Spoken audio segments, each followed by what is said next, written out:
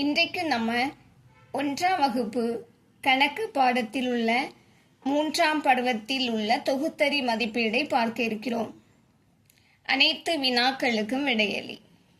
சரியான விடையை டிக் செய்க. முதலாவது, உருளும் தன்மை கொண்ட பொருள் எது?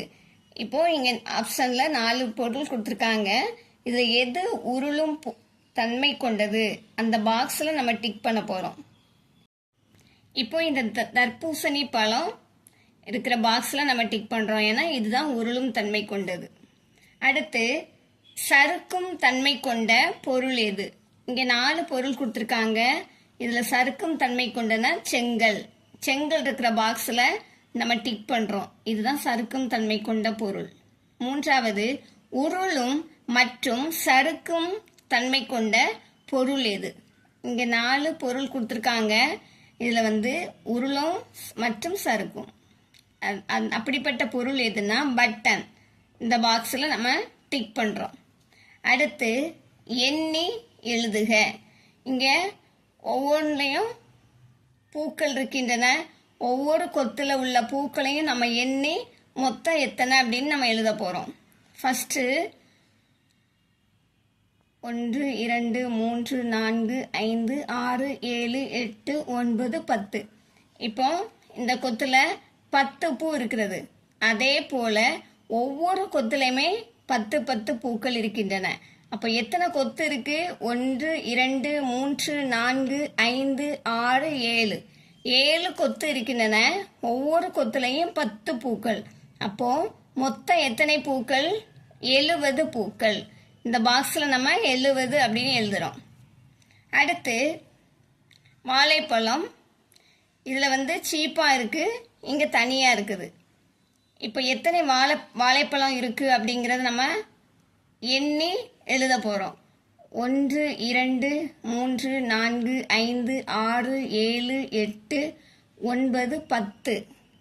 இப்போ 10 ஒரு சீப்பில் 10 வாழைப்பழம் இருக்கு. அப்ப எத்தனை சீப்பு இருக்கு? 1 2 3 4 5 5 சீப்பு.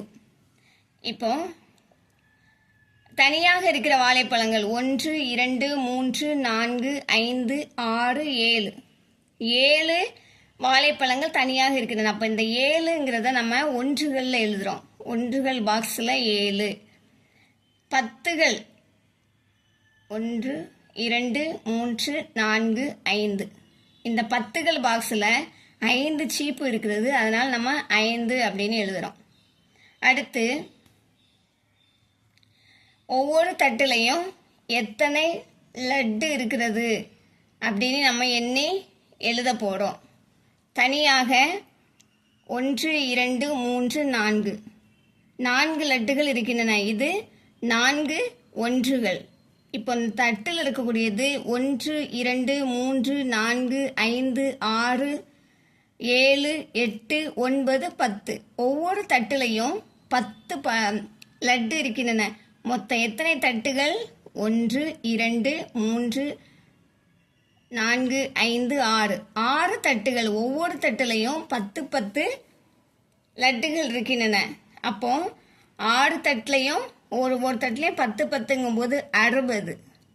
60 இங்கே தனியாக 4. அப்போ இந்த பாக்ஸில் 4 ஒன்றுகள், 6 10கள், மொத்தம் 64.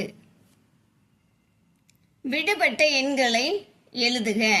இந்த பாக்ஸில் ஃபஸ்ட்டு 63 64. இந்த பாக்ஸ் விடுபட்டிருக்கு. இதில் நம்ம 65 எழுதுகிறோம். 66 67 அங்கே கொடுத்துருக்காங்க. 68 69 அடுத்து நம்ம எழுதுகிறோம். அடுத்து 23 22 22க்கு அடுத்து இந்த பாக்ஸில் நம்ம என்ன எழுதணும்? 21. அடுத்து 20. அடுத்து 19 அங்கேயே கொடுத்துருக்காங்க. அடுத்து நம்ம எழுதக்கூடியது 18. அடுத்து 17. இது இறங்கு வரிசையில் இருக்கிறது. அடுத்ததாக 47 40 அடுத்துக்கு அடுத்து 8. அடுத்து பாக்ஸ் நம்ம தான் எழுதுகிறோம். 48க்கு அடுத்து 49 50 அடுத்த பாக்ஸில் 51 அங்கேயே கொடுத்துருக்காங்க. அடுத்து நம்ம எழுதக்கூடியது 52, 53. அடுத்த கணக்கு பின் வருவனவற்றை கூட்டுக. அங்கே கொடுத்துக்கிற நம்பரை நம்ம கூட்ட போகிறோம். 5 கூட்டல் 6. 5ஐயும் 6ஐயும் கூட்டும்போது விடை 11. அடுத்த கணக்கு 7 கூட்டல் 5. 7ஐயும் 5ஐயும் கூட்டும்போது விடை 12. அடுத்து 8 கூட்டல் 8. 8ஐயும் 8ஐயும் கூட்டும்போது விடை 16. அடுத்து பின் வருவனவற்றை கூட்டுக. 9 கூட்டல் 6. 9லேருந்து 6 கூட்டும்போது கிடைக்கும் விடை 15. 15 நம்ம இந்த பாக்ஸில் எழுதுகிறோம். அடுத்து 8 கூட்டல் 4. 8ஐயும் 4ஐயும் கூட்டும்போது கிடைக்கும் விடை 12. அடுத்து 4 கூட்டல் 7. 4ஐயும் 7ஐயும் கூட்டும்போது கிடைக்கும் விடை 11. அடுத்து பின் வருவனவற்றை கழிக்க. இப்போ ஃபஸ்ட்டு 19 கழித்தல் 5. 19ல் 5 நம்பரை நம்ம நீக்க போகிறோம். நீக்கும்போது கிடைக்கும் நம்பர் இப்போ இதில் 9 இருக்குது. 9ல் 5 நம்பரை நம்ம நீக்கிறோன்னா 4. இங்கே வந்து 1 தான் இருக்குது. அந்த 1 அப்படி கீழே போடுறோம். அப்போ விடை 14. அடுத்து மேலே 15 கழித்தல் 7. 5ல் 7 நம்ம கழிக்க முடியாது. அப்போ இந்த 1 இங்கே நம்ம கடன் வாங்குகிறோம். கடன் வாங்கும்போது 15. 15ல் 7 கழிக்கும்போது கிடைக்கும் விடை 8. அடுத்து 2 12 கழித்தல் 8.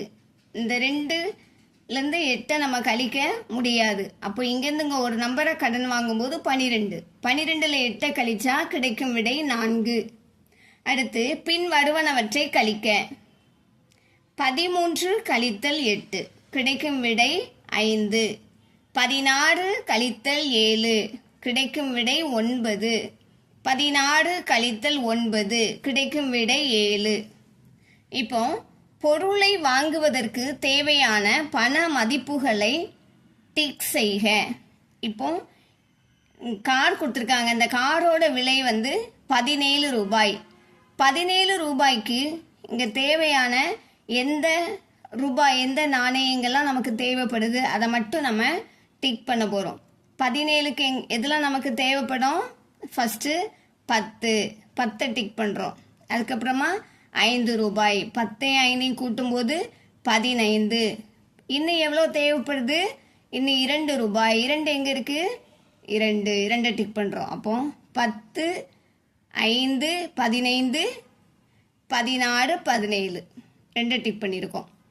அடுத்து இந்த லாரியோட விலை 14 ரூபாய். 14 நமக்கு தேவையான நாணயங்கள் எங்கெல்லாம் இருக்குன்னு பார்க்கலாமா? ஃபஸ்ட்டு 10 இருக்கிற வட்டத்தில் நம்ம டிக் பண்ணுறோம். 10. அடுத்து 12.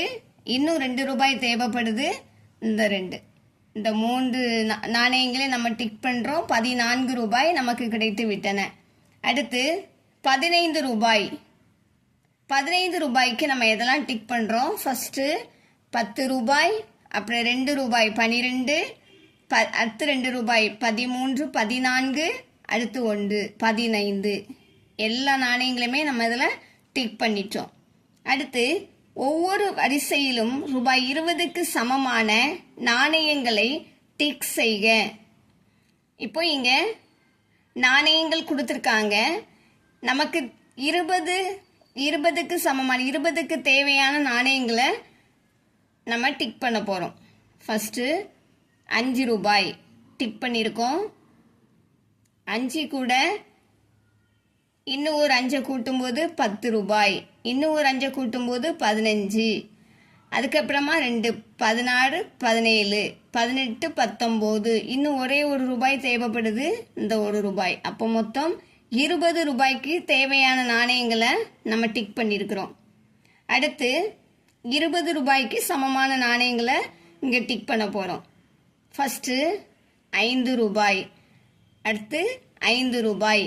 5 5 10, 12, 14, 14 கூட இன்னும் 2 கூட்டினா 16, 16 கூட 2 17, 18, 18 கூட 2 கூட்டும்போது 19, 20. இப்போ இங்கே 20 ரூபாய்க்கு தேவையான நாணயங்களை நம்ம டிக் பண்ணிட்டோம். அடுத்தும் 20 ரூபாய்க்கு சமமான நாணயங்களை இங்கே நம்ம டிக் பண்ண போகிறோம். ஃபஸ்ட்டு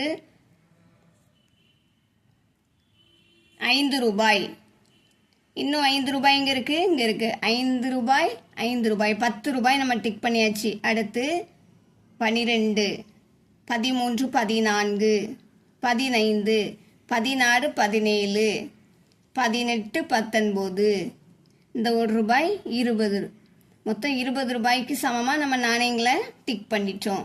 அடுத்து கொடுக்கப்பட்டுள்ள படம் குறிக்கும் கால நேர பொழுதை டிக் செய்க. இப்போ இங்கே படம் கொடுத்துருக்காங்க, இது எந்த நேரத்தை காட்டுது அப்படிங்கிற நேரத்தை நம்ம டிக் பண்ண போகிறோம். காலை கொடுத்துருக்காங்க, மதியம், மாலை, இரவு. இப்போ இங்கே ஒருத்தவங்க தூங்கிட்டு இருக்காங்க, அப்போ அது இருட்டாக இருக்குது. அப்போ இது என்ன நேரம்? இரவு நேரம். இரவு அப்படிங்கிறதுல நம்ம டிக் பண்ணுறோம். அடுத்து அங்கே அந்த பெட்டில் யாருமே இல்லை, கொஞ்சம் ஜன்னல் அங்கே வெளிச்சம் தெரியுது. அப்போ அது என்ன நேரம்? காலை. காலைங்கிறத நம்ம டிக் பண்ணுறோம். அடுத்து கொஞ்சம் வெளிச்சமும் கொஞ்சம் வெளிச்சம் இல்லாமலும் நல்ல அழகான கிளைமேட்டில் இருக்குது. அப்போ அது எப்படிப்பட்ட நேரம்? மாலை. மாலை அப்படிங்கிறதுல நம்ம டிக் பண்ண போகிறோம். இதுபோல் இன்னும் அநேக பயனுள்ள வீடியோக்கள் நம்ம சேனலில் வெளிவரும். பார்த்து பயன்பெறுங்க. சப்ஸ்கிரைப் பண்ணிக்கோங்க, ஷேர் பண்ணுங்கள். தேங்க்யூ.